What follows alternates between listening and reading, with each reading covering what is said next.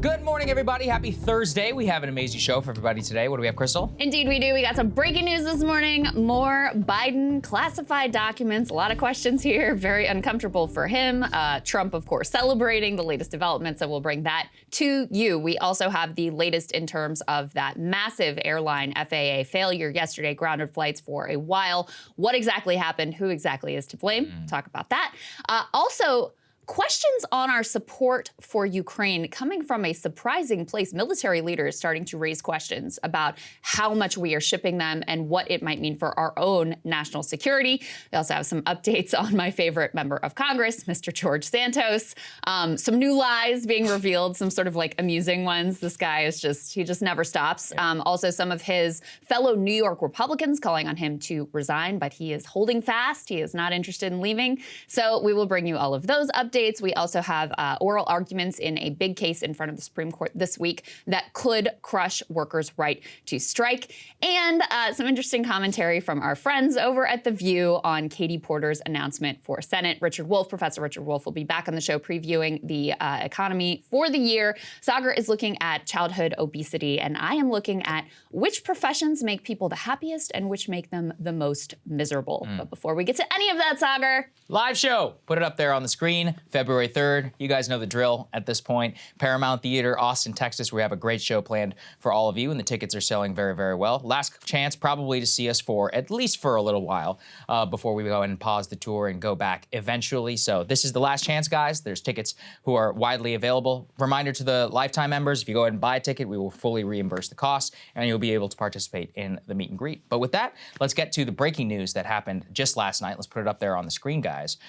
President Biden, turns out, even more classified documents were found in a second location for hoarding classified documents in President Biden's office. This was at a, quote, second location associated with Mr. Biden. We haven't exactly been told what that second location is. The previous one were some documents that were actually found by President Biden's lawyers before the midterms at the Penn Biden Center, which is kind of like a think tank which he had put his name on and eventually been paid nearly $1 million a year to preside over. Basically put his name on the front of the building. So what are these documents? Well, we don't really know a whole lot. As some people are saying, we actually don't even know the entire number. I was actually listening to Joe Rogan yesterday, and he said, nearly 10? Come on. He's like, you can't say nearly 10.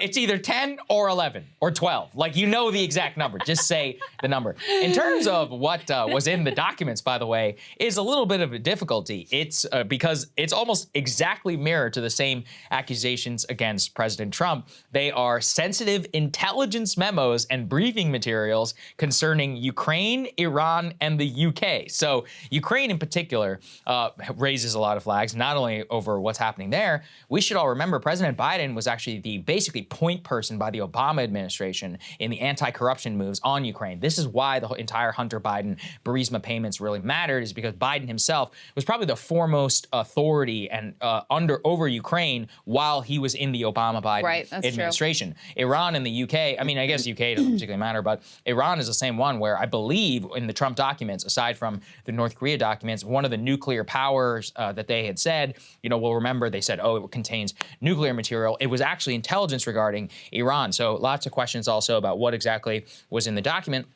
It raises the even more so, I guess, pervasive problem of how many classified documents are these people all holding on to? How hard is it to just not do this? Why? Like, why are you entitled to your briefing and intelligence memos from when you were the vice president to be held? Another key point is that President Biden doesn't even have the smokescreen that Trump has, which is Trump at least was the commander in chief. And, technically, if he had gone through the process, could have declassified the documents if he want. The vice president has no declassification authority. So he just straight up grabbed classified. Again, was it him? Was it staff? I don't know. But clearly there was a sloppy process that was all going on there. But this is tremendously embarrassing for the Biden administration. Oh, absolutely. Krystal, and you pointed out aptly, the more you read about the timeline, it is very clear these people knew about this before the midterm elections, and it's January 12th, and we're only learning about it now. Yes. Why? I think we all know the answer to that one. Yeah, it would have looked really bad and been a big distraction before the midterms, and so they managed to keep it quiet until now when they think they can sort of like weather the storm and get through through it. Right. I mean, there's a lot to say about this. Number one, I do have to say, I was listening to CNN on my way in last night to the city, and I wanted to hear the way that they were handling all of this, and it really was kind of hilarious. Because, listen, it is true, Trump seems to have gone to greater lengths to cover up his documents, and that may ultimately be what gets him in the most trouble. Like, it's not the crime, it's the cover-up, that sort of thing. But the pains that they went to preface literally every sentence they said with, this is way different from Trump, and it's nothing like what Trump did. And it's like, you know, also, how do you have so much confidence in that? Because we still don't know a lot of details. You know, we are still learning, especially with the second batch of documents, we are still learning. We don't even know where they were found. We don't know why they were brought there. We don't know the details of what level of classification.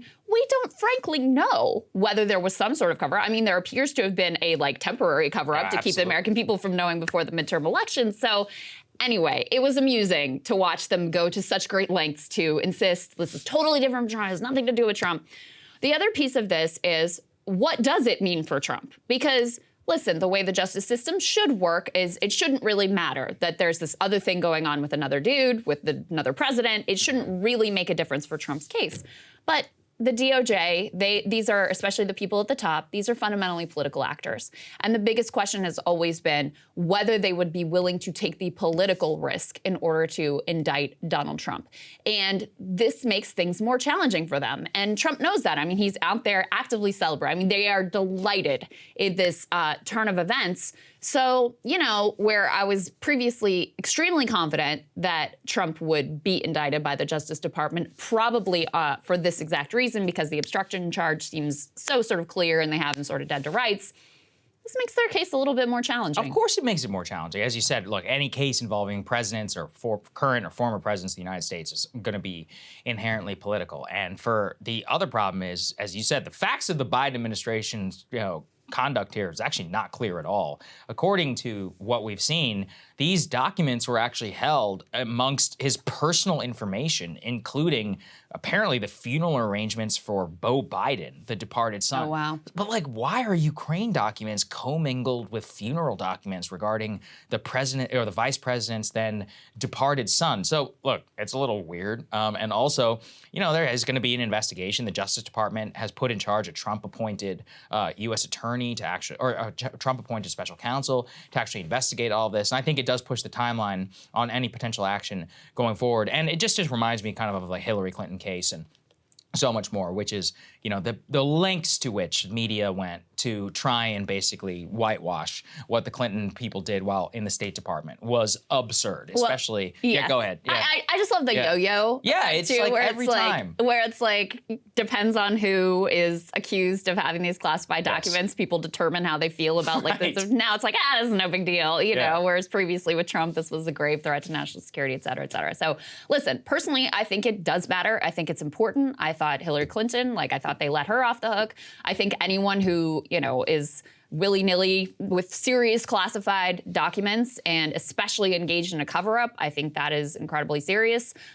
So people need to kind of pick how they feel about this and apply it consistently. Not that I expect that to happen. I just think we need to end this kingly practice where these guys just hang on apparently to whatever they want. It's you're not a king, you served as president, now you're out. That doesn't mean that you're entitled to everything that ever happened to you in office. Very kind true. of nuts when you think about it. Very true. Okay, so that's everything that we know right now. Let's go ahead and move on and let's talk about Pete Buttigieg, my favorite subject, air travel. So as Counterpoints did a phenomenal job doing yesterday, we had a complete shutdown of air travel in the United States for several hours, up until 9 a.m.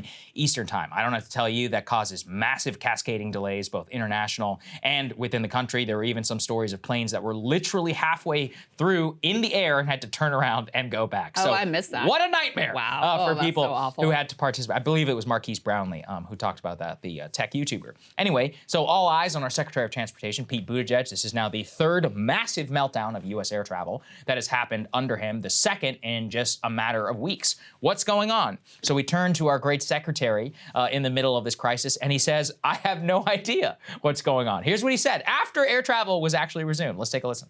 Well, now that the system is up and running, our primary focus is to determine that root cause. And I've directed FAA to figure out exactly how this happened, the timeline piece by piece about what was known overnight going into last night and then coming out of it.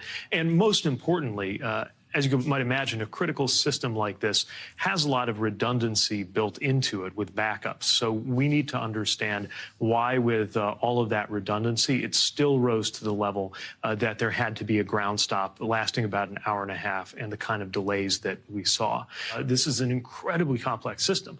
So glitches or complications happen all the time. Glitches or complications happen all the time. I have no idea what happened. What do we pay you for? You know, look, let's go and put the next one up there on the screen. There were 10,000 flights that were delayed or canceled just yesterday. And passengers, of course, just having a complete nightmare. Also, anybody who flies a lot knows this, which is that if the morning flight gets delayed, those flights fly 5 legs after that. If the 6 a.m. gets delayed, that means the 9 a.m. is delayed, which means the noon, the 4 p.m., the 6 p.m., and the 7 p.m. So you can go all the way down the line. It was a nightmare traveling yesterday. And it's just one of the, look, we have one of the nation's most robust air, we have so much air travel that occurs in this country due to our geography. It used to be, we were kind of the shining light of aviation across the world. We've had complete meltdowns in our system all under this man. People are like, what is he supposed to do? Oversee the computer programmers? I'm like, yeah, actually, because the Inflation Reduction Act, infrastructure bill, and others actually gave $1 billion to the U.S. Department of Transportation specifically to update FAA computer systems. Now, in terms of what actually went wrong, news came out this morning. It says that a computer programmer effectively uploaded like a damaged file, and that's what corrupted data, and that's what brought down the whole system for several hours. Okay, but my question is, like, why is it even possible to be that vulnerable for one of the most critical systems in the entire United States, where you ground every flight? That stuff hasn't happened since like 9/11 in terms of no flights that are allowed up in the sky. This is a total breakdown in the FAA system. Also, we should remember, Buttigieg was bragging about the FAA and its ability to handle some of the critical infrastructure in this moment when the airlines were actually blaming the FAA for many of the delays several months ago. And he specifically pointed to things that he was doing within the FAA to make it operate better. I mean, I just think this highlights like a basic lack of competence because, fool me once, one problem, okay, we can talk a little bit, although the one problem actually lasted several months. This is the third major meltdown. This is the worst year in like a 12-month or so period in modern history of air travel since 9/11. That is now all happening under Pete Buttigieg. Yes. And billions of dollars in commerce are being lost, but put that aside. Think about the people who this stuff affects. It's not a joke. Yeah. People are flying to funerals sometimes, to weddings, it ruins people's lives whenever you have stuff like this happen. And the stress and the extra money that some people have to undergo, it's just outrageous. It's not just for the rich. There's a lot of working and middle class people are very affected by this. Yeah, and Pete is supposed to be Mr. McKinsey. So he's supposed to be, expert at making these systems run super efficiently, et cetera, et cetera. So there's that. And I agree with you. If it was just this one incident, you could say, you know what, not really his fault, like it's an old system, who could know, et cetera. When you look at the pattern of one crisis after another crisis after another crisis, it becomes very clear. This man is wildly unqualified for, and by the way, uninterested in actually doing this job. Pete Buttigieg is basically good at 2 things, and they're related things. One of those things is getting rich people to donate money to his campaign. That's number 1. Wine cave, remember all that. Number 2 is saying a lot of words that basically mean nothing. Those are the 2 things he's good at. And last time there was a big airline crisis with Southwest and whatever, I saw Claire McCaskill on Twitter. She reposted one of his cable news appearances, and she's like, oh my God, he's just so good. And it's like, Jesus Christ, you all are the hollowest people on earth. The man is failing at his job in every way you could possibly measure. He's got to be the worst cabinet secretary in the entire administration. By far. And yet, he goes on cable news and he's able to like bullshit and spin for a few minutes. And now you're like, oh my God, he's so amazing. It is so shallow and so ridiculous. We all know the reason he's in this job. It's because he did what Joe Biden wanted him to do in the primary when he was told to do it. He didn't want to be OMB secretary because he wanted the glamour of being a cabinet secretary and being a part of the infrastructure package and traveling around to his ribbon cuttings. This has been a disaster for him politically. It's been a bigger disaster for the country at a time when, you know, I don't know that the transportation secretary has ever been more important. No, this is probably since 1975, the deregulation of airlines, and arguably during 9/11, it's never been more important. You had the supply chain crises, you've had these airline crises, and again, railroads. To make it really clear on this man has a lot of power to hold these airlines to account. There are all sorts of issues here where basically they book out a flight schedule they know they can't possibly achieve, but they're able to goose their revenue and their earnings by booking people on flights that everything has to go absolutely perfect in order for it to happen. And they took all this money from us, they got bailed out, and then they pushed their staff out. So they're wildly understaffed, again, at their own, like this was their own failure. Multiple politicians, Ro Khanna, Bernie Sanders, others, David Dayen and the American Prospect, they've been pointing out ways that he could use his power in order to make sure these airlines are held to account and actually have real measurable fees and that passengers are being made whole when this happens to him. Hasn't done it. He'll go on and he'll bluster on TV, and they have not charged a single major airline. And then you're right. He was also part of perhaps the biggest Biden administration betrayal of working people, which was crushing the rail workers and sending them back to work and siding with the bosses there. So it has been one catastrophe after another catastrophe after another catastrophe. And I don't know if this is related or not. You know, Debbie Stabenow, who's the senator from Michigan, she's announced she's retiring. So that opens up an open seat there. Obviously, it's going to be highly competitive, both in the general election, also in the primary. Pete had just moved to Michigan, yes. Which is, I guess, where Chasten is from. Yes, that's right. And so I don't know if this is why, but he's already announced he's not going to go for that seat. I mean, my biggest hope out of all of this is that this has actually really damaged his political career and that people actually care about the substance of the fact that this man was totally unable and unequipped to do what was a really important job at a really important time. Tremendously important job. And look, we're not just talking. Put the data up there, please. I went ahead and pulled this from earlier this year. Take a look at 22 versus 2019. In January of 2022, for U.S. airline cancellations, 2.8% 2019, more than double, 5.6% in 2022. And it remained elevated from January to September, with only 3 months in 2019 through September where things resumed. But the delay number was also a catastrophe. It remained above 20% all the way from January to August. That's almost 1/5 of all flights in the United States that were delayed under Pete Buttigieg, with a normal delay rate of somewhere between 14 and 15% on average before times.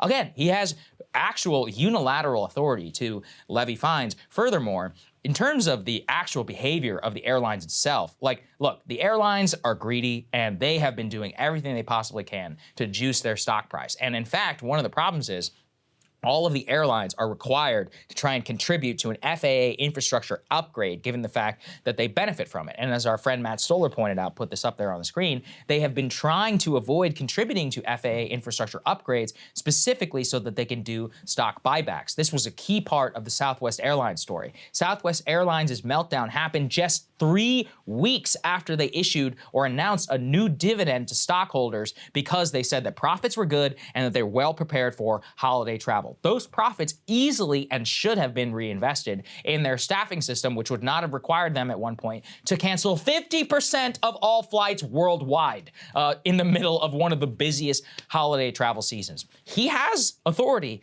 to look at all of this, and I am watching this. It's insane, as you said. We have never needed a good transportation secretary more. Is he individually responsible for each one of these things? No, but he has oversight authority and needs to tackle this with the crisis. Every single one of us knows that he cares more about going on CNN to talk about the gay marriage bill. That's all he's actually good for. Going on Fox and be like, no, Bret Baier, let me tell you why I'm actually doing it. By the Biden administration is the best thing. Look, man, all of us want to do is catch a flight. and have a reasonable expectation that it's going to be on time, and that if it does get canceled, that you won't get bilked, for the money that you already spent on a very inflated ticket. Definition of an empty suit. And bigger picture, think of what it says about the Democratic Party, that they're like, big up and comers. The bench that they are so excited to build the bridge to the future with is Kamala Harris and Pete Buttigieg. I mean, two of the least equipped, least talent in terms of actually doing the job. Now, Kamala is also even terrible on TV. Pete is just a complete empty suit. He is a BS artist. He's good at that. He's good at his little cable news appearances. He is very good at that. Does that help you get your flights? Does that help the rail workers who needed an administration to have their back? Did that help our supply chain issues to get solved? No, not whatsoever. When it actually mattered, when you actually needed content and someone who was capable and someone who was willing to stand up to the airlines who are powerful, moneyed interests, nowhere to be found. And the last thing I'll note here is even the mainstream press has taken note. Yeah, I saw a piece this morning in Axios. Now they frame it as some of this is unfair, et cetera, et cetera. But it is starting to be noted in the outlets that Pete cares about very much that this has gone extremely poorly for him. Good. Maybe it'll encourage him to do his job better, but I'm not going to hold my breath next time. I don't know that he can. I don't know he's capable of it. Even if he wanted to, I don't know that he's capable. I saw somebody say, Krystal, Saagar, you guys should just drive to Austin. It's probably easier at that point. That's what Kyle would like to do. He hates flying. That's a whole other discussion. All right, let's go ahead and talk about Ukraine. Major kerfuffle here in Washington. The Secretary of the Navy made some true comments, which he then had to walk back after a massive outcry from the pro-Ukraine community, both on Twitter and within the government. So let's go ahead and put this up there on the screen. The original comments from the U.S. Naval Secretary were, quote, "We may need, within the next 6 months, the U.S. Navy may need to choose between arming itself or arming Ukraine." These were comments that were made to defense reporters. Now, afterwards, and this is also a press story, because that reporter ended up deleting that tweet at the request of the naval secretary. Wow. Because he said he needed to fully explain his comments in context. So, all right, I'll give you guys the context, which is basically reiterating exactly what he said. What he said was that he was chastising defense companies for using the pandemic as an excuse for not delivering weapons on time, and that the weapons and the missile interceptors and many other things that were coming to the U.S. and ordered by the U.S. Navy were not arriving in a timely manner, and that if that were to continue to be the case, which all indications seem that it be, that we would then have to possibly choose to deliveries of weapons to Ukraine and then also deliveries of weapons to us. He says, quote, "We are monitoring that very, very closely." This comment was enough. Actually, clearly he got wrapped on the knuckles by the Biden administration, because the naval secretary himself put out a tweet trying to further explain his comments. Now, if you're this reporter, how do you delete a tweet of accurate quotes by the naval secretary at his request? How does that work? By the way, if he needs more context, the Navy secretary can give the context. It's not your job to do PR for the U.S. Navy Secretary. Clearly, the Navy Secretary was telling us the truth, which is that there is a supply crunch and that it is possible we may have to choose between arming ourselves or arming Ukraine. And by the way, that is a long-standing problem that people in the U.S. munitions industry and others have been talking about 4 months now. Yeah, it is not a surprise. We've been bringing it up for a while. We've been talking about it here on our show. It doesn't take a genius. Just go look at what their actual publicly testified comments before Congress are. I believe we've covered that several times here on the show. It also underscores to me why some of the chief diplomacy pushers in the Biden administration, and this is shocking, it's not the White House, it's not the National Security Council, it's the military. Chairman Mark Milley is basically been the one, along with many of the secretaries of the armed services, to push peace in Ukraine. You know why? Because they can see the $100 billion of their weapons that are depleting U.S. stocks from all sort of ammunition, surplus, and including the supply problem, the Javelin missiles, which we talked about here previously, reducing stocks, or not even saying reducing stocks, but Ukraine is not the only part of the world, last time I checked. Some stuff could pop off anytime. Taiwan, elsewhere, where you would want to ship weapons to allies. Well, we may have to actually choose between the two. And that's a terrible situation to be in. That's literally what the job of a military planner is. So I think these are tremendously important comments, and I think that the cover-up of the comments, Krystal, are even more revealing, if it more so than the comments themselves, because it shows you that if you tell even a sliver of the truth about what this situation looks like, but you can still support Ukraine, but you just have to be like, look, if you care about your own country first, then clearly you're gonna have to ask some questions. They don't even want this information out there. It's just about acknowledging something basic, which is that some of the choices we're making with regards to Ukraine require trade-offs. Yes. And that's effectively what the press has been unable to admit the entire time around, that, you know, our limitless aid to them, the type of weapons that we're that we're sending rather, the provocations with regard to Russia and escalation, the economic sanctions, like, all of these things are not just clear-cut good. They have trade-offs, and that part of the conversation has never been allowed into the press. It reminds me of when there was that report. CBS, were they the ones that did the report on how a lot of the early weapons that were being shipped in, how nobody really knew where they went, and there was no accountability for whose hands they were ending up in, and there were concerns that were being raised by Europeans about these weapons being resold on the black market. And it was effectively the only reporting we have gotten on that problem from the mainstream press. And they published the report, they put it out, we covered it, and just as soon as they published it, same thing. They deleted it. Massive pushback came, and they ended up deleting it, massively editing it, effectively apologizing, saying like, oh, this may not reflect the way things that are happening now. It's like, no, you did an actual piece of journalism, and you are cucking yourself to the defense establishment and to the administration, rather than exposing what is a very real concern and potential trade-off. Same exact vibes here. Yeah, as Bridge Colby says, doth protest a bit too much whenever it comes to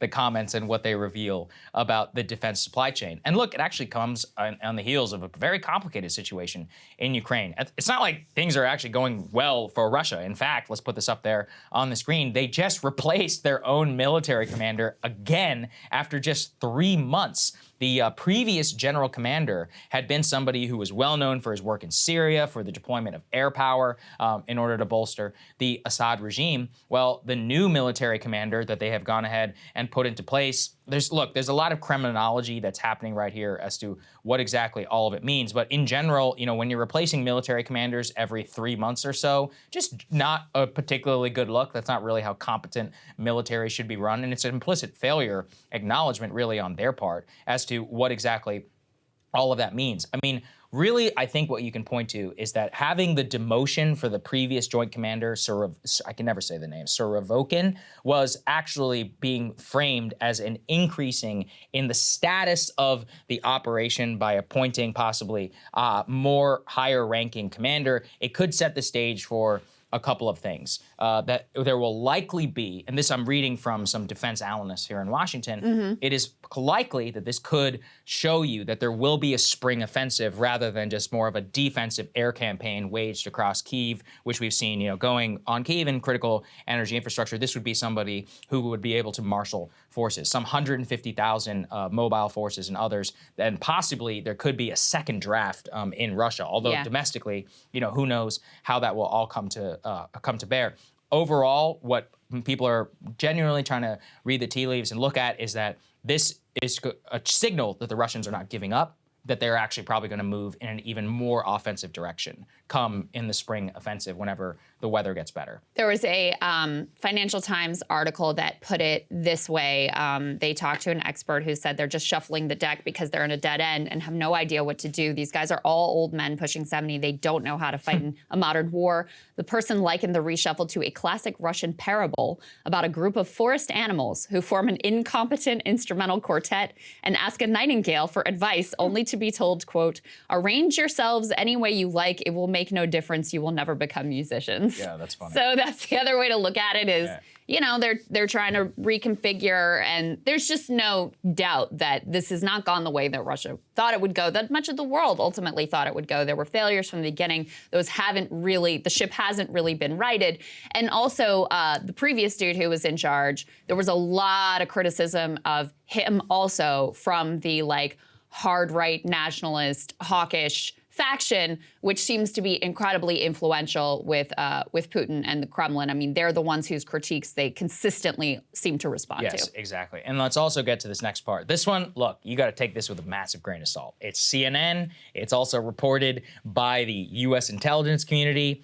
It's possibly true, so let's put it up there on the screen, about how Russian artillery fire appears to be down nearly 75%. There's two ways from some of the defense analysts that I looked at as to what that means. Number one is that they are running very, very low in the amount of artillery that they have. Number two is that they're saving their artillery right now for the possible spring offensive come later in a few months. Now, either way, it's not a good situation, what we just talked about with the U.S. Whenever you have to husband arms and try and strategically deploy them and you don't have a surplus, that's a problem because, of course, there are trade-offs. So there are two ways to go about this. It could be that the ceasefire that was ordered by Putin on Russian Orthodox Christmas and during the holidays was one way to try and conserve ammunition amid some of the pushes, the small pushes that they're making right now, and push things all towards the spring offensive. Or it could show you that they just have, and this is probably undeniable at this point, a systemic problem in terms of resupplying their military, and they still don't have the supply chains to make all that up, even with arms purchases from Iran and from North Korea. Let's go to the next one here, please, because this is also important. You know, there is still fighting that is happening in Ukraine. There's a salt town by the name of Soledar. I'm probably saying that incorrectly, so I apologize to everybody which is in the region. The reason why this matters is because there are competing claims as to what exactly has gone on in this town. The Ukrainian government and the Ukrainian Defense Ministry says that they continue to contest the town. The Russians say that they have basically taken it. The reason why it even matters in the first place is because it's strategically important. It is a town in eastern Ukraine and is right on the front line. And in terms of battle setbacks and more, who wins some of these smaller skirmishes, especially after Ukrainian victory, not only in their offensive, but also, in more recent ones like Bakhmut and elsewhere, that the Russians should be able to try and contest some of these towns because they would serve as key supply areas for any sort of spring offensive. TLDR, it's very complicated. Yeah. There's really no way to say, no, who's winning, who's losing. Definitely the momentum is on the Ukrainian side. But, Peter Zeihan, who we had on the show, he made an excellent point on the Joe Rogan podcast, something that's always stuck in my mind, and which is, if you look at the history of all Russian wars, the first year is always a total shit show. And then they just draft their entire population and they throw as many bodies into the meat grinder as possible. And they just, frankly, have a very different view of loss of human life in terms of its value within their military. And they're willing to eat casualties that no Western democracy ever would. And that by doing that, they end up usually winning the war. That said, it's not an actual total war in terms of Moscow. It's not like the population necessarily has bought into it the way they did with Hitler's invasion and all of that. So there's still a lot of caveats for that analysis. But I think it's an important one to consider in the likelihood of some spring offensive in 2013. Yeah, and it's obviously very difficult for us to assess from here how the domestic population in Russia really feels about what's going on and what their capacity for suffering and sending their sons and husbands and brothers into war as, grist for the mill, what that capacity and willingness ultimately is, and whether there would be some sort of domestic real pushback more so than what we've seen thus far. It's just very hard for us to see from here and really accurately assess that. But, the other piece with this battle for this Soledar, this salt mining town, it also would be a really important sort of moral victory for Russia, which hasn't had anything they could really crow about to their population domestically with regards to this war. And it also does show you that if they are able to succeed here, which, by the way, they're claiming that they already have, if they are ultimately able to succeed here, it shows you that this is a long way from finished, that the result is far from inevitable. And so it's an important, I think, warning sign there as well. Yeah, that's right. All right, guys, let's talk about my favorite member of Congress, Congressman George Santos of New York's 3rd Congressional District. Mr. Santos has, of course, been caught and admitted at this point in any number of lies. You literally can't even keep track of all of them. The latest one, which I love, is he apparently lied to a local Republican official in New York. The guy was like, I'm into sports. And Santos was like, I was a championship volleyball player when I was at Baruch College. Impressive. Number one, he didn't go to Baruch College to start with. And number two, there's no signs he's ever played volleyball. So anyway, that's my latest amusing George Santos lie that has just been revealed. He is facing increasing calls for his resignation, specifically from other New York elected Republican officials who, you know, feel burned by this guy, I'm sure, and also feel like if you're not in Congress, if you're like the local executive and you've got to deal with this dude for anything, I'm sure you're really not super happy about this situation. So anyway, Santos in Congress yesterday getting cornered by reporters, having to have his like little bodyguard try to fend them off. Let's take a look at that. You're accused of fabricating almost every single part of your life. Why did you deserve to represent people in New York? Clear the way. Did you illegally? Sorry. Mr. Santos, there's some campaign finance concerns and questions about your finances. Really? Can you answer the You guys campaign give me a finance little concerns? space, personal space, please? A little personal space? Why won't you answer our questions, Congressman, you seem to be dodging Don't the American questions people deserve about to your know some finances answers? and about your background. Congressman, what about those new accusations? Also, who is still willing to work for this dude? Yeah, that's a great question. I don't know who that guy is. There's some question about he might have been working for Madison Cawthorn's office previously. That's quite a resume. This He guy's really knows how building, to if pick that's them. right. I mean, look, money's money. You know, some people need a job.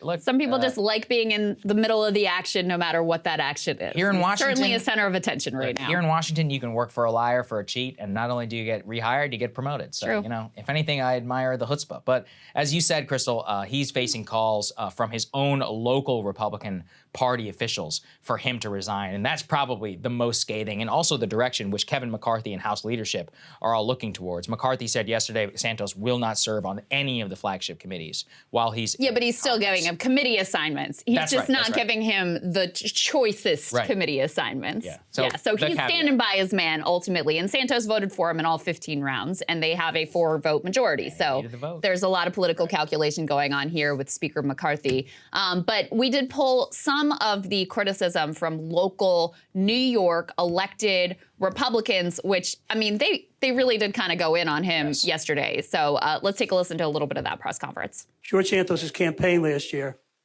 was a campaign of deceit, lies, and fabrication. He deceived the voters of the 3rd Congressional District. He deceived the members of the Nassau County Republican Committee, elected officials, his colleagues, candidates, his opponents, and even some of the media. His lies were not mere fibs. He disgraced the House of Representatives, and in particular, his fabrications went too far. Many groups were hurt.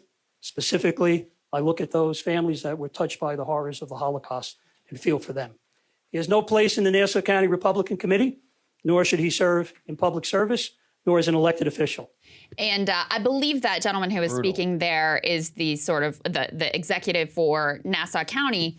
And he's also said, listen, I'm just not going to work with this guy. And he's come up with an alternative plan because obviously the local county executives, they have to interface a lot with their federal counterparts, especially with regards to constituent services and getting their issues resolved. He's like, I've already worked out a plan with the other members of Congress that represent this county. He's a Republican, but he says, I have a good relationship with Chuck Schumer. We've already got a plan so that constituents aren't going to have to deal with this man. And I'm not going to deal with this man because how can you work with someone who has literally lied about every relevant fact in terms of his biography? And, you know, the political calculus for these folks is a lot different than the political calculus for a Kevin McCarthy, which we just laid down. He's very interested in having a majority and having as big of a margin as he possibly can, having only those 4 votes to be able to work with and deal with here.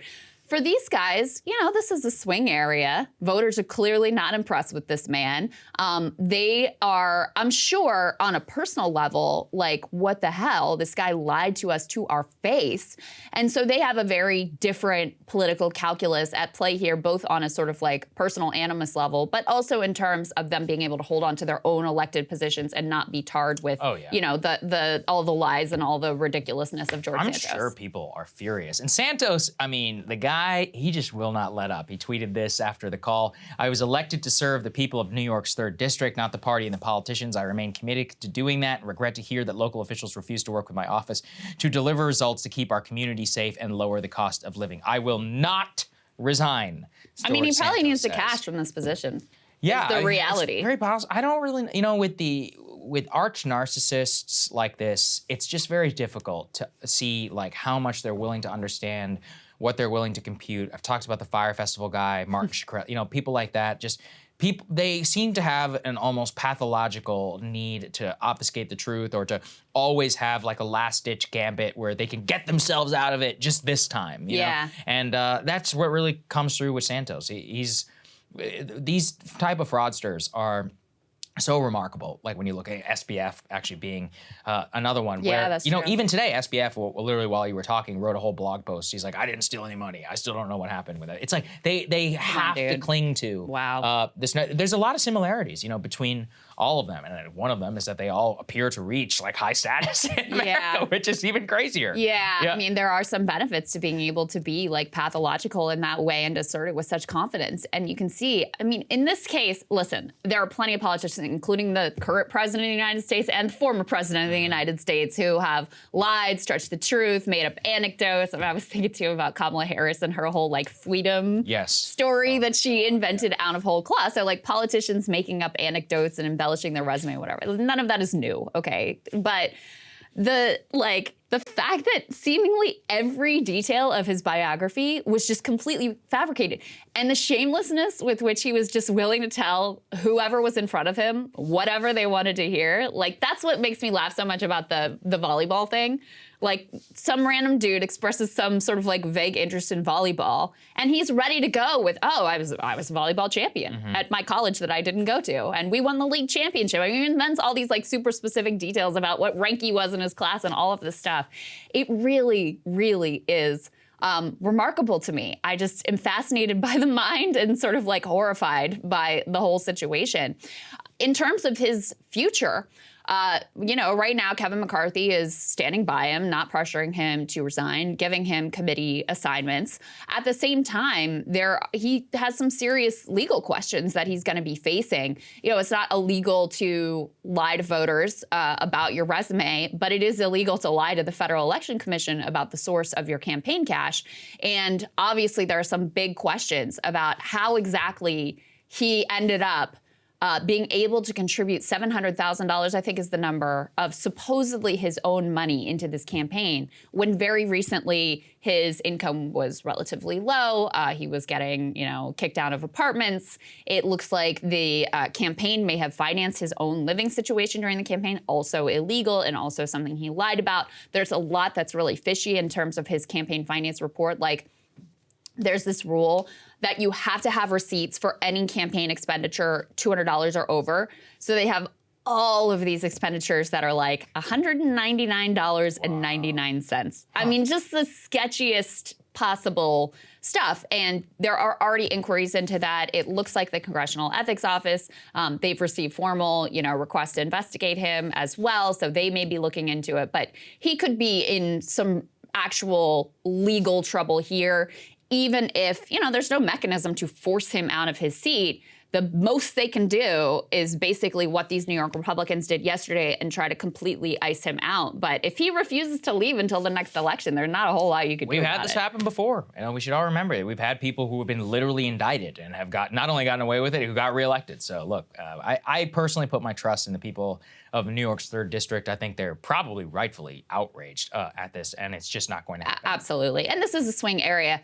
I guess the last thing that I was thinking about with regards to this is we've talked about the failure of the media to pick up on any of this. We've talked about the failure of the Democratic Party to do any basic opposition research, instead focusing on like whatever he said about January 6th versus the fact that he made up every significant part of his life. But there's also like the Republican Party. Oh, I agree. Didn't do a single bit of vetting on this dude. And the thing that's confusing to me as well is this is an area which, as you can see, there are other significant, well-known Republican elected officials. So it's not like there's nobody home in terms of Republican Party's quite well organized, funded, et cetera. And this was a seat that was well in play. It was a slightly Biden district, but that's exactly the kind that Republicans were expecting and hoping to pick up this year. So you didn't field anyone in the primary other than this dude, and you didn't check this dude out at all. So sort of party failures, institutional failures all around with this one as well. Yeah, absolutely. At the same time, we wanted to update you on a really significant case that the Supreme Court heard this week. There were oral arguments on Tuesday with regards to a case between a company and a Teamsters local union, where the company basically says that the Teamsters there, they went on strike and they caused damage and the loss of some concrete and some damage to these trucks. And they want to be able to sue the Teamsters local union for those damages. Now, the union side of the story is that the workers actually took a lot of mitigating steps to try to make sure that there was not this type of damage and there was not this type of spoilage of the concrete. So let's go ahead and put this up on the screen from SCOTUS blog here. They say cement truck drivers went on strike. A lawsuit by their company may pave the way for restricting workers' rights. And basically, Saagar, there's two questions at stake here.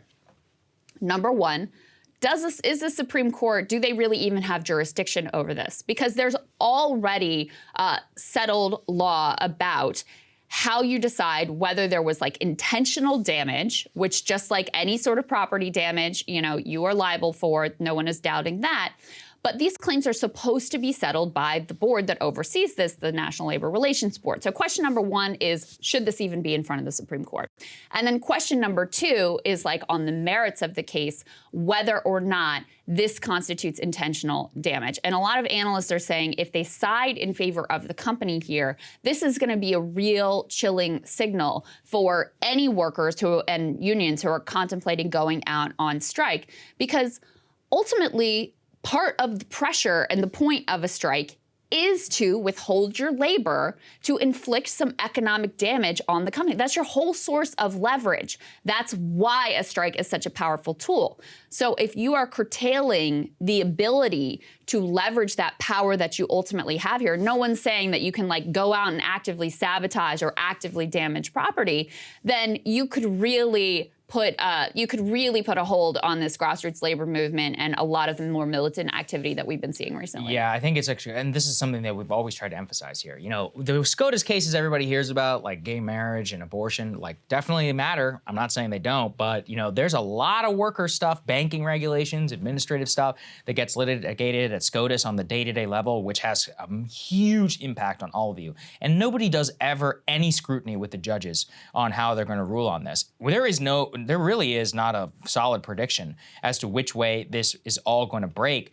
The cement workers who are saying, or the cement driver, the cement company, their essential allegation, as I understand it, is because damage occurred when the workers went on strike, even though the damage was not their fault, that they are somehow liable for it because it was part of their job responsibilities. And yet, this would challenge almost a backdoor legality of striking itself, because how can you possibly have a strike without inflicting economic damage on the company? It basically is a backdoor outlawing, or at the very least, like imposing a lot of economic damage and fines on any of these companies. And this could set a different legal standard through which strikes actually even happen, rendering actually the NLRB even more useless, because how can they litigate anything if you have a civil judgment that can always be levied against unions and against workers themselves? I mean, this would be very chilling in terms of the impact that it would have at a broader level. That's exactly right. And what the company is saying, and this is why this could be so pernicious, is that they deserve to, be able to sue for these damages because of the timing of when the workers went out on strike. They're saying that timing is what created the economic harm and damage to their company, even though, again, the workers took some measures upon themselves to try to mitigate the spoilage of the cement here. And so they're saying like, oh no, but you can't even go out during that time at all. So you can see how that could be applied if the court sides with the company, how that could really be an issue for people who are considering striking across the country. One of the comments that was made from one of the justices, I think it was Justice Roberts, was that, okay, we're trying to figure out the difference between the milk spoiling and killing the cow. Yes. And okay, well, that's an easy explanation to see. Okay, they're not at work to milk the cow in this example, so the milk spoils or to deal with the milk, put it in the fridge or whatever. Okay, very different from you actually murdered the cows. Everyone would say you can't murder the cows, right? But what you see here is, you know, the cement is sort of the milk in this situation. The cement was ultimately spoiled because the workers weren't there to do the job because they're out on strike protesting for better conditions or whatever they were ultimately fighting for. So it is much more analogous to that sort of a situation. So if they rule even that out of bounds, well, you've opened up Pandora's box for companies to go after unions and to go after workers and to really make it very difficult for workers to strike in any case whatsoever, which is a core fundamental right and this is the tool that workers have in order to be able to force companies to the bargaining table ultimately. Yeah, we're going to try and track it as well as possible. Oral argument, so decision's not going to happen for quite some time, but could be a landmark case. Yeah, one to really definitely keep your eye on and one that, you know, has profound implications that the media will barely cover or touch on.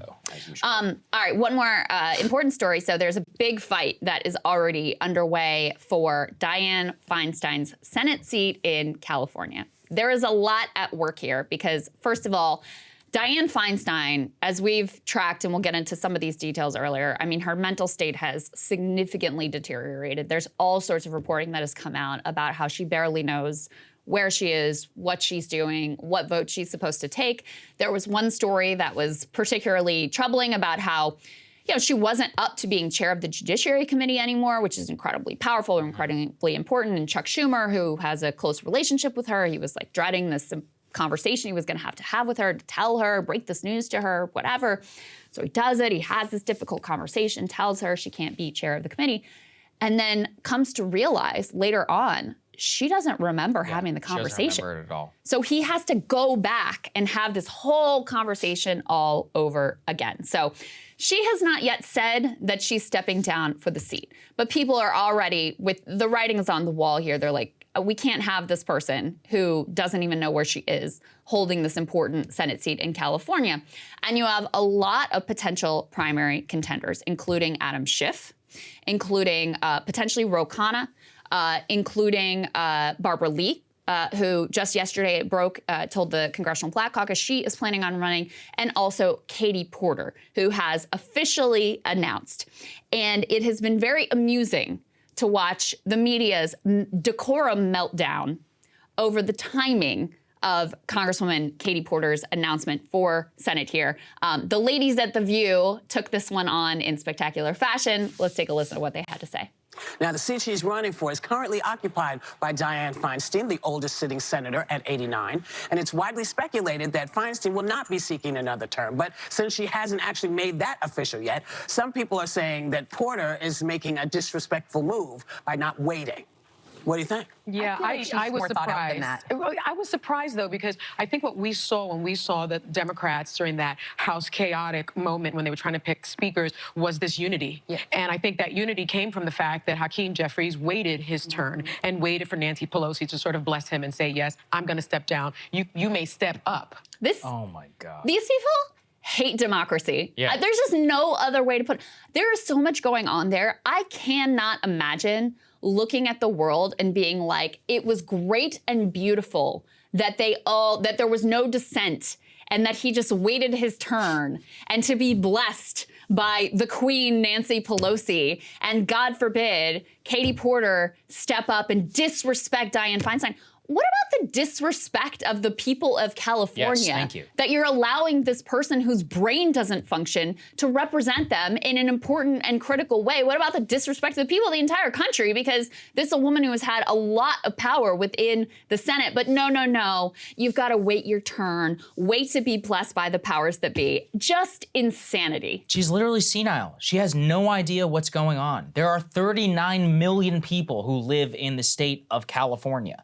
They deserve, like, I don't know, somebody who's actually working on their interests. She's also an arch narcissist because, look, I feel sympathy for her and her family in terms of that, but it becomes a whole other thing if you're going to inflict your narcissism on 40 million people on the entire country. She refuses to resign. She refuses to acknowledge the own problems that she clearly has in doing her day-to-day function. She's actually filed the paperwork to run for re-election. And there's also a story here about the Democratic Party being just basically rigging the process, keeping her in power. Look, it is absurd that she has stayed in office for the last 10 years. She should have been gone when she's 80. Her husband very recently died. Apparently, she took that very hard. And look, I mean, the stories that you're going to hear out of Capitol Hill are insane. This woman has no clue what's happening. I bet you she can't even fly by herself. She would get, she wouldn't even get on the right flight. Like, she has to be completely held like this. And she has tremendous power in terms of her rank in the Senate, in terms of the, at least past committee assignments. But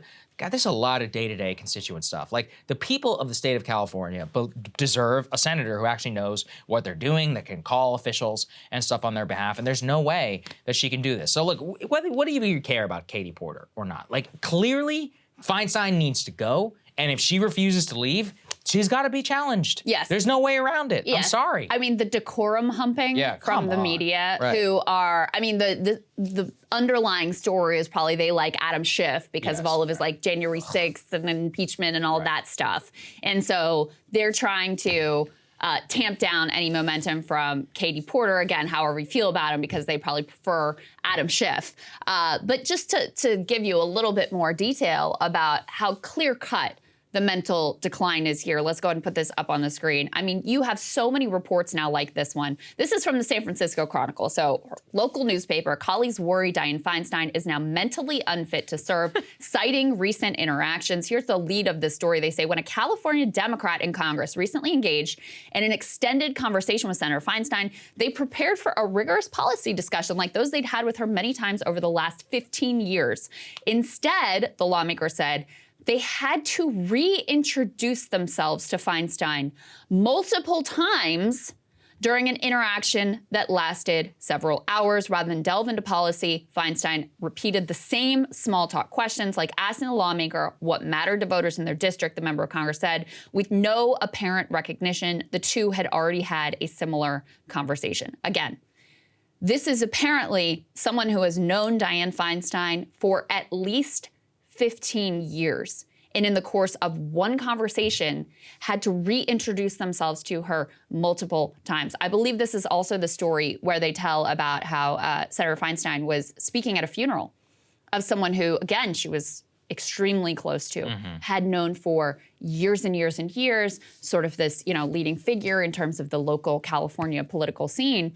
She gets up, gives this kind of small talky, incoherent speech at the funeral and sits down without even acknowledging this person's passing. And the whole point of her speaking at this funeral was to acknowledge this individual and their contributions. And it was so bad that her staff actually made her get back up and say something about this person who had passed. Again, we're out of the realm of sad. She's not a private citizen. She's a public elected official. Her health is a completely justified thing that people, by the way, the other cowardly thing in that article is that not a single one of these people actually says their name. They don't go on the record because they don't want to screw with her. Nancy Pelosi, by the way, is somebody who has publicly said that Feinstein is fine and that her mental faculties and all that other stuff are there. This is a total cover-up, and it's honestly BS. It really, really pisses me off because these people are not kings. They're not entitled to their positions. This whole wait your turn fetishism of that the View has is just is corrosive to any actual democratic representation. It's really disgusting. And the last piece of this story, go ahead and put this up on the screen, from Alex Salmon, who wrote a good write-up that I encourage you to read about if you're interested in like the different candidates who may step up here and what those dynamics are going to be. The tweet here says, new Dianne Feinstein has not given any indication she is stepping down. She has in fact filed the paperwork to run again, but there's blood in the water and California Dems are going for it. Barbara Lee just told the Black Caucus she's running. Katie Porter is in. And like I said, the two other people that there's speculation about is Congressman Ro Khanna and Adam Schiff is almost definitely looking to run here. But part of the important history that Alex gets into in this piece is that back in 2018, these problems were already apparent. And not only did Feinstein have a challenger in the primary, Kevin De Leon, who apparently now is embroiled in that whole LA City Council thing. I don't really know the details, but I can put that aside. He stepped up and challenged her in the primary. And the California Democratic Party actually endorsed him. Probably because, number one, Dianne Feinstein, like her politics kind of suck. And number two, because these problems were already apparent. And the National Democrats are the ones who stepped in and saved her. Reading here, Barack Obama, in his very first endorsement in the 2018 cycle, backed Feinstein. Later came the support of Joe Biden, Nancy Pelosi, and others, including Adam Schiff. Actually, Feinstein ends up outraising De Leon by almost 20 times and ends up winning the race. So this is a total problem of the National Democratic Party's own making. And for the media to take, oh, poor Dianne Feinstein, you got to pay your dues and you got to wait to be patted on the head. They just literally hate democracy. There is no other takeaway you could possibly Media does have. this with a lot of people, too. You know, they covered up for Strom Thurmond. They covered up for Thad Cochran. Both of those guys were totally, completely senile. And there was, like, basically nobody talking about it on Capitol Hill. So it's just totally bipartisan. Yeah, well, that's a whole other conversation. I don't know what it is. I can't imagine interacting with a senile person, being my job to report on public officials. Be like, they're not totally senile. They're like, oh, this is fine. Completely fine. Whatever. Krystal, what are you taking a look at? All right, guys, so this is an amazing story. A software engineer was recently arrested for replicating the scheme from the 1999 movie Office Space in order to steal hundreds of thousands of dollars from his employer, Zulily. So here's the report. A software engineer siphoned more than $300,000 from his employer by introducing what prosecutors called a, quote, series of malicious software edits that wired money into his personal account. Now, if the scheme sounds like the plot of Office Space, that's because the authorities said it was partly inspired by the movie. When asked about the money, the 28-year-old engineer told authorities it was all gone because he had invested it in GameStop. Too perfect. Now, Office Space struck a nerve with an entire generation of miserable white-collar workers zombieing through their days, waging petty battles with the copy machine, their coworkers, and their hated bosses, wondering if there was anything more to life than a tedious Groundhog's Day of mind-numbing and soul-crushing work. You're living the American dream, but you hate your life. In the movie, these office workers at some anonymous tech company, they decide they're going to make a break for it, and they siphon off enough money from the company for them to break out of the dull monotony of their lives. Now, a version of the fantasy that many a white-collar worker has, I'm sure, indulged on their grinding commute, contemplating their self-constructed prison of mortgage payments, lifestyle expectations, and private school tuition payments. Well, art imitates life, and life apparently imitates art.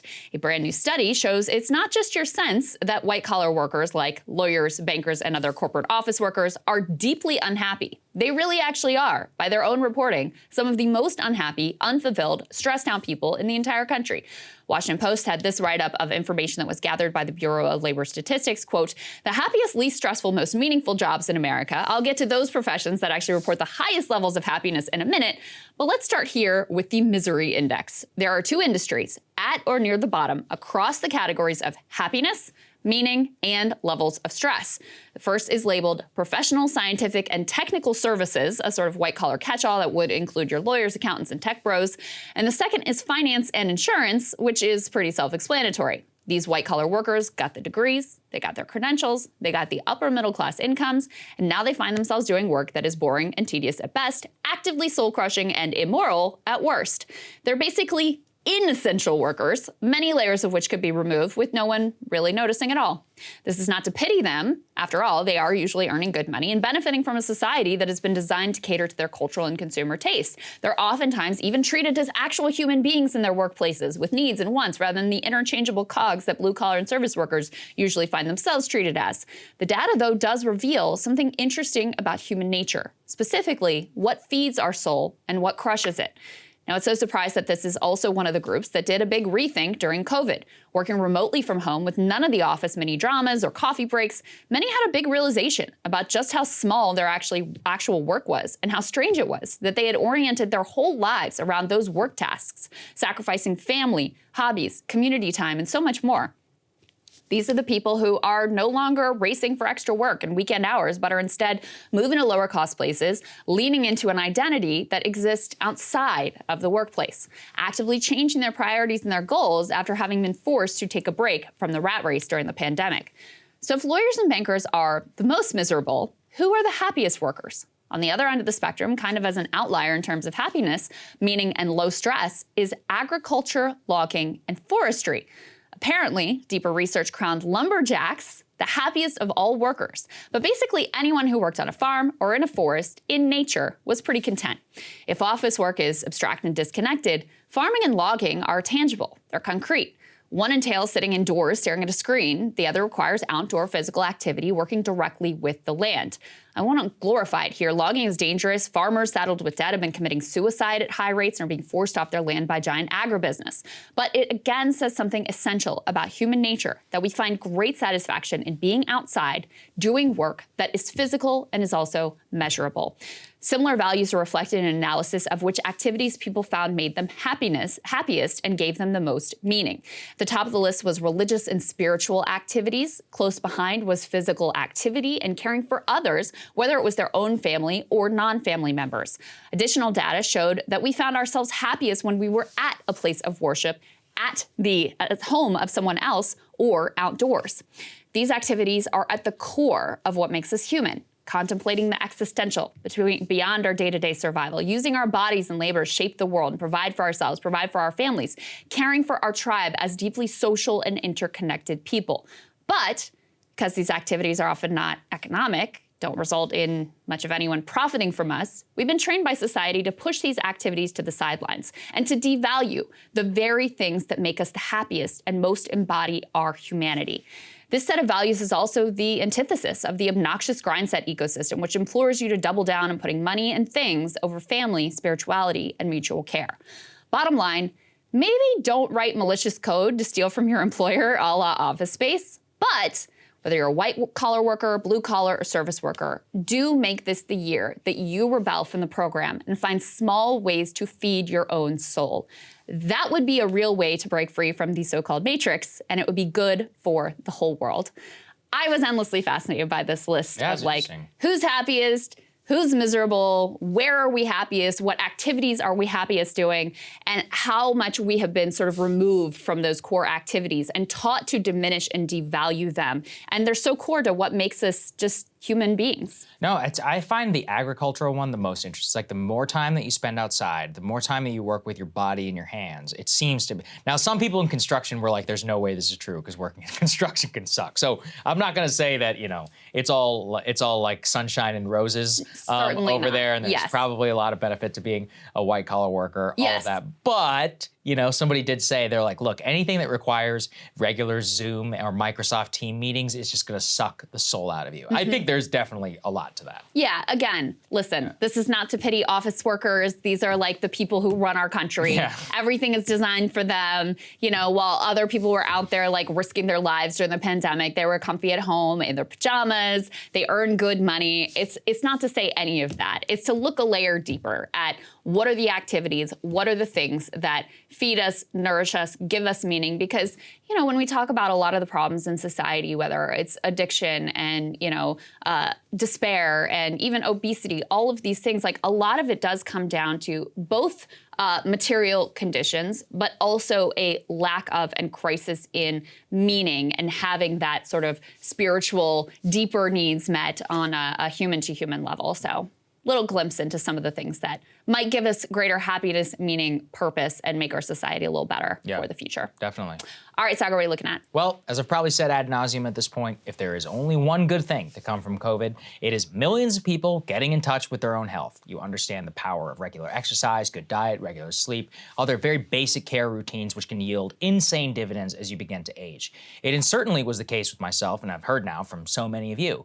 But there's a flip side to people like us. People who actually took away from COVID that the medical system can triumph over nature, that those who believed most fervently in masks, in multiple booster shots, in lockdowns, it's almost a transhumanistic idea that man has advanced so far from natural pathogens that by extension all human conditions can be beaten by human ingenuity. Our entire medical system is effectively designed around this idea. Why? because it does two things. Number one, it takes medicine into the realm of hidden knowledge, drugs, pharmacology, outside the realm of common sense, and also into the realm where they can give you something to fix whatever is wrong with you. Two, of course, when you happen to tell you what's wrong with you, what specific drug or expensive tool or surgery that you need, they also happen to charge you for it. That, in a concise way as possible, is how I can try to capture Western medicine. One where medicine often trumps common sense and age-old biology, and is now often impacted by ideology to protect the feelings of patients over their actual long-term well-being. For adults, this is of course vitally important, but where it is arguably the most important is children, for whom it is our solemn duty to protect, especially from our own pathologies impacting them. That's where I want to spend time today. The new regulations that were released by the American Pediatric Association regarding the troubling spike in childhood obesity. Childhood obesity is a genuine crisis that actually exploded during the pandemic, especially over the last 20 years. BMI indexes for children have gotten so out of control they literally had to remake the chart last month to include how fat some kids are today, because they did not even exist at that weight level in the year 2000. According to the latest data from the CDC, some 20% of all children in the United States are obese, not overweight, obese. It's actually worse though. Kids are younger and being more obese over time. 12% between 2 and 5, 20% between 6 and 11, 22 between 12 and 19. Obesity itself, especially that of young people, is one way for a ticket to all kinds of horrible health conditions throughout your life. High blood pressure, type 2 diabetes, joint problems, heart problems, overall all-cause mortality goes way up. It is probably the single biggest crisis afflicting kids today. Naturally, we expect the American Academy of Pediatrics to want to do something about it, and they have, in the most Western medicine way of all time. The new guidance says, basically, we should use drugs and surgery much earlier when treating childhood obesity. That drug includes a possibly revolutionary new weight loss drug known as semaglutide, and surgery options which can run the gamut. Now, obviously, we should all have a lot of questions. The drug seems to work well in adults, temporarily. How well does it work in children? Are we sure that screwing with insulin and gut function and GLP in children will not impact their overall development over time? As far as surgery goes, so the solution to childhood obesity is to just slash and burn somebody's stomach and then hope that it's okay for the rest of their life? Is it reversible? How will it impact them throughout puberty? These are all great questions. Yet, as Dr. Vinay Prasad points out, the new American Academy of Pediatrics guidance with respect to semaglutide is based on, quote, 2 small studies of weekly injection amongst children as young as 8, and even within those small studies, they showed, quote, significant adverse effects. Those 2 small studies were all that they needed to then recommend this for all children afflicted by obesity in the United States. Do people realize how crazy this is? What's worse is that when you read deeper, you understand this is part of a broader ideological project to emphasize medicine over lifestyle. In fact, one of the experts who helped justify the new guidance, the co-director of the Center for Pediatric Obesity Medicine at the University of Minnesota, said, quote, obesity is not a lifestyle problem. It is not a lifestyle disease. Let me ask you a question. Have you ever been to a food-scarce region on the planet that has an obesity problem? If the answer is no, then obviously it's a freaking lifestyle disease. For parents who find it difficult to feed their kids healthy, nutritious meals, you will always have my eternal sympathy in this country.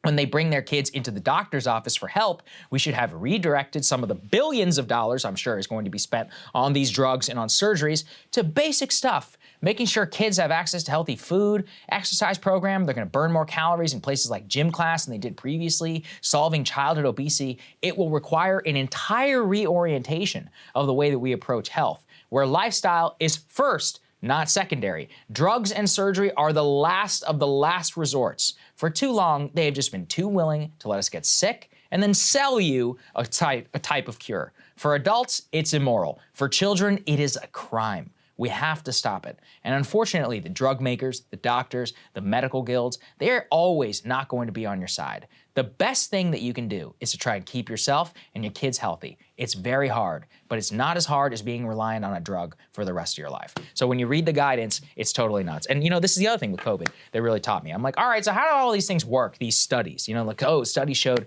promising stuff. You're like, okay, so you got 2 small things, kids under 8 years old with, quote, significant adverse effects. That's not, you can't be giving this to kids.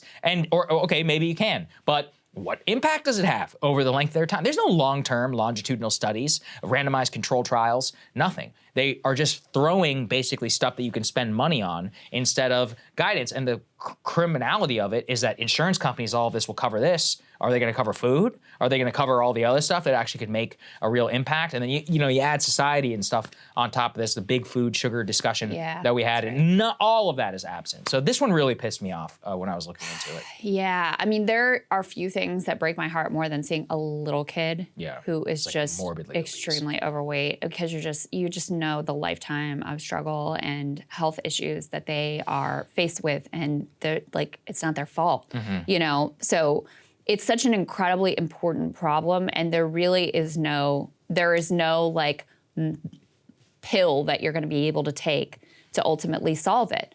So you can't have a discussion about this without looking at those bigger picture things that have led to these trends moving forward and forward and forward. And a lot of them do have to do with, the big food, big sugar, the way government capture, the type of subsidies, the reason certain foods are cheap and certain things are expensive. All of that is government policy.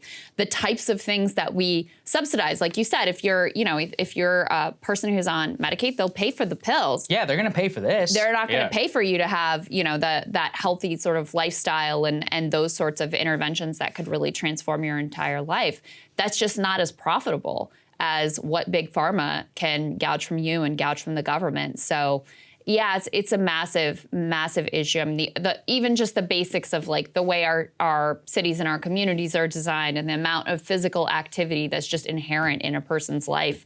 We've made it so that the easiest and in fact only way to get around is basically cars. So there's a whole entire lifestyle issue here that is very hard to solve on an individual level and is certainly not going to be solved with a pill. Well, that's why they go with the pills and the surgery, because they're like, well, if you look at adherence with diet and exercise, it just doesn't happen. I mean, look, that's definitely true. But that doesn't mean, though, that's within the current system. Like, that doesn't mean you have to be locked into the current system. You can change that system if you want to, if you actually want to look at it as a genuine crisis. So anyway, and I'm not just going to say big pharma. This is big medicine, because it's pharma. Yeah. It's, look, you think the surgeons are so innocent? Like, they're making a lot of money off of a lot of this surgery. I've talked with some doctors, and I'm like, hey, when somebody comes into your office, do you even say, like, you should lose weight, when you have diabetes? Yeah. And they're like, no, they don't want to hear it. I'm like, yeah, but you didn't even say it. Your job is not to tell them what they want to hear. Your job is, and you can say it in a sensitive way. You're like, hey, there's a couple ways we can go about this. You can be hooked on diabetes or on insulin for the rest of your life, or, you're a young man, you're only 50-something years old. Like,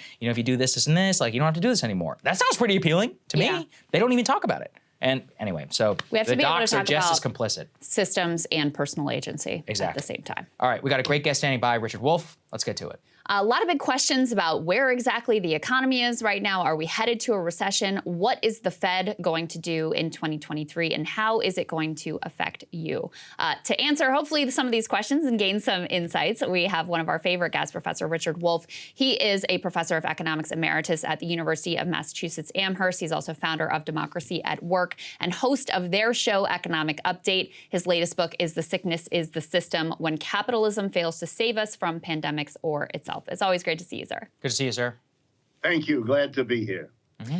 So hot off the presses, we have a new inflation report that I wanted to get you to react to, and I know you haven't had a chance because it just came out to dig into all of the details, but here are the headlines. This is from the New York Times. They say the consumer price index climbed by 6.5% in the year through last month. That's down from 7.1% in the November reading, as prices declined slightly on a monthly basis. That annual inflation rate was the slowest since October 2021, and they attribute that to a drop in gas prices and also airfares. They go on to say that the economists and Fed officials are more specifically focused on a so-called core inflation measure, which removes food and fuel prices to get a sense of underlying price trends. Less good news there. They say that measure climbed by 5.7% in December from a year earlier, compared with 6% previously, and in line with what forecasters had expected. So can you just explain that for our viewers a little bit in non-economist speak, and what you make of that latest report? Glad to do so. In non-economist speak, and that's certainly the better way to go, even for the economist, if I'm going to be honest, what these numbers tell us is that the inflation our economy is suffering slightly diminished over the last month. prices are still going up, which means we have an inflation, and they're going up in historic terms much higher than they did for the last 30 years, but not as high as they were rising in the previous months. So it isn't that we're in a deflation, prices are not coming down, it's that they're not going up quite as quickly as they did before. But the sad news wrapped up with that is that wages, which were going up not as fast as prices, not even close, but those are in even worse shape. That is, they are not catching up. In fact, they are shrinking, even relative to the diminished rise in prices. So if you're thinking about what this means for the average American consumer going to the supermarket or the department store, the situation is no better than it has been in recent months. In other words, your ability to buy is not rising as fast as the prices, and therefore what you can afford to actually consume keeps shrinking. Got it. And Professor, you know, in the context of everything we wanted to discuss today, just a broader check-in with the economy, how do you look at it broadly in terms of the outlook for the next year or so? Well, I'm afraid the problem is, and it comes right out of these numbers, that what we're seeing is a slow, painful reduction in the inflation, far less than what people need if their standard of living is to improve. And we're paying the price for that modest improvement by laying off workers in large numbers, by a recession that we're either in or coming close to. There's virtual unanimity in the financial press, left, right, and center, about a recession this year. The only real debate is how soon will we get, how bad will it be, and how long will it last? So we're paying a heavy price. It's a little bit like noticing in those numbers that airline prices have slightly diminished their increase. They've been zooming up, and the beauty of the story is the service we're getting from the airlines is laughable. I'm trying to be polite.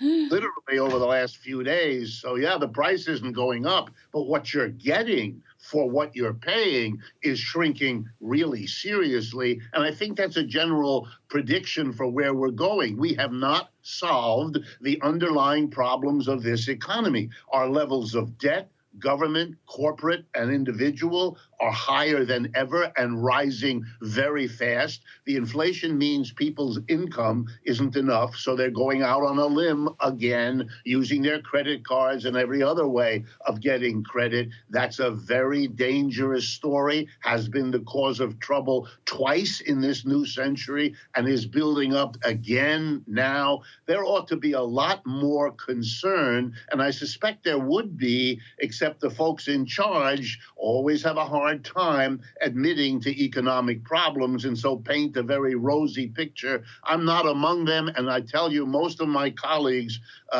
even though that's unusual, agree with me on this subject. Yeah.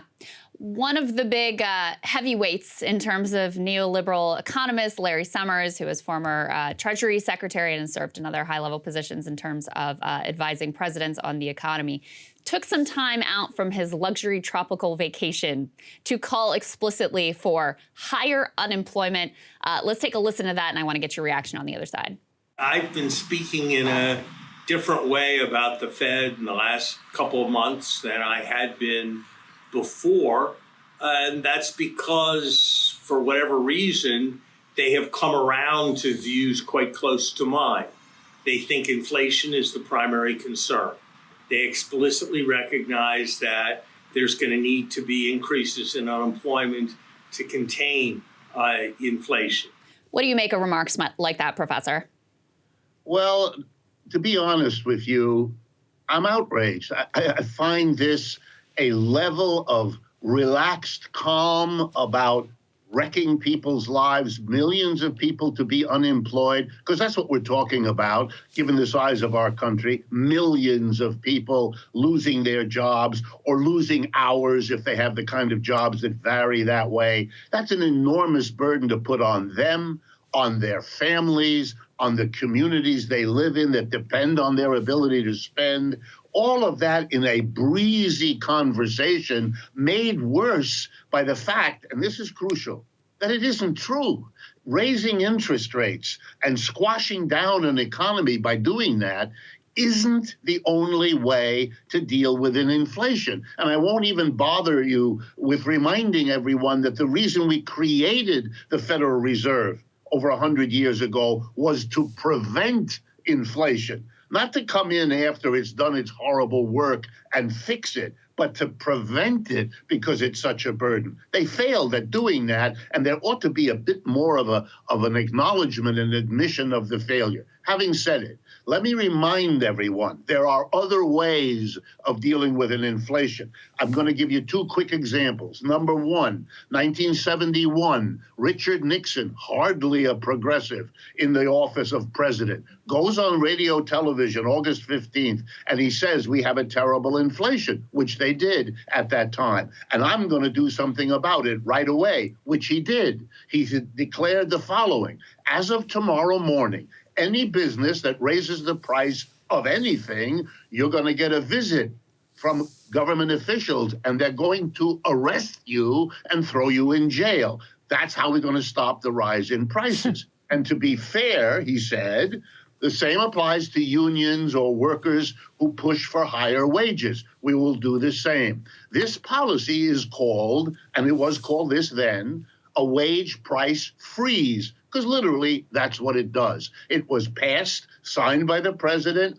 90 days was the first length of it. It was extended. And you know why? It stopped the inflation on a dime.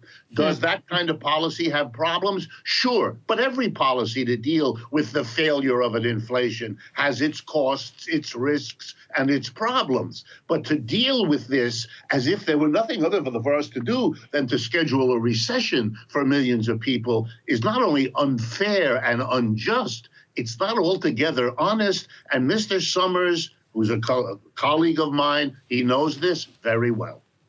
Wow. I think that is all very well said. So great to have your expertise on these matters, Professor. Thank you so much for taking some time with us. Thank you, sir. My pleasure, and thanks for covering it in an open way. It's really a big help to the national conversation. Yeah, our pleasure. All right, guys, thank you so much for watching. Really appreciate it. We had a great Counterpoint show yesterday. They had the breaking news segment. They did a really good job. They had some very touching tributes, to suicide victims and elsewhere. So anyway, I love the show. I'm glad that they're on Wednesday. And you guys get 4 straight days of content, which premium members you guys seem to be loving. Don't forget about our live show in Austin. Otherwise, we've got great content all for the weekend, and we'll see you on Monday. Yeah, also people are super psyched to meet Mac and Griffin. Oh, yes. Yes, they were. Thank you. Thank you. You guys were very nice to Mac and Griffin. Yes. Griffin in particular got a kick out of it with his mustache. So. Thank you for giving them a warm welcome, because I can assure you they are doing a phenomenal job. So we're super grateful to have them, and super grateful for you guys for making it happen. Have a great weekend. We'll see you back here next week.